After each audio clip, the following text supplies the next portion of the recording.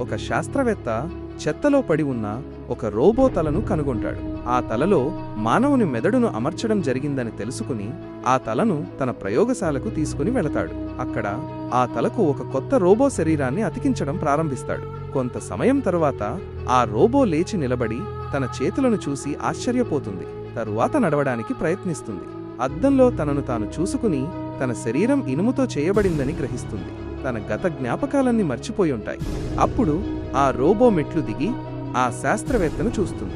శాస్త్రవేత్త ఆ రోబోను చూసి "నువ్వు ఎలా ఉన్నావు?" అని అడుగుతాడు. దానికి ఆ రోబో తనకు చాలా ఆకలిగా ఉందని చెప్తుంది. శాస్త్రవేత్త ఆమెకు ఒక నారింజ ఇస్తాడు. ఆ రోబో నారింజను తొక్క తీయకుండా తింటుంది. దాంతో దానికి చేదుగా అనిపిస్తుంది.